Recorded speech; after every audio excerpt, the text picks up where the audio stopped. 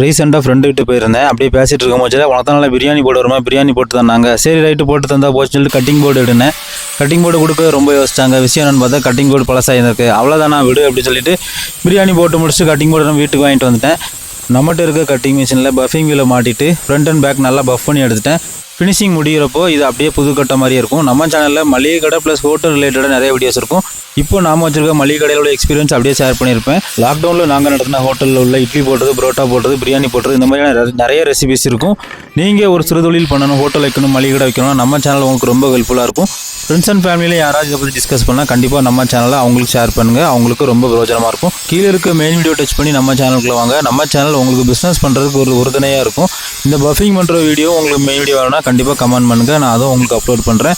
Friends and ஃபேமிலிக்கு share பண்ணுங்கள். இந்த வீடியோ பிடிச்சிருந்தா ஒரு லைக் பண்ணுங்கள், சப்ஸ்கிரைப் பண்ணுங்கள். இப்போ நம்மளோட cutting board full finish ready. எப்படி அப்படியே ஒரு புது லுக் வந்துட்டு பார்த்தீங்களா?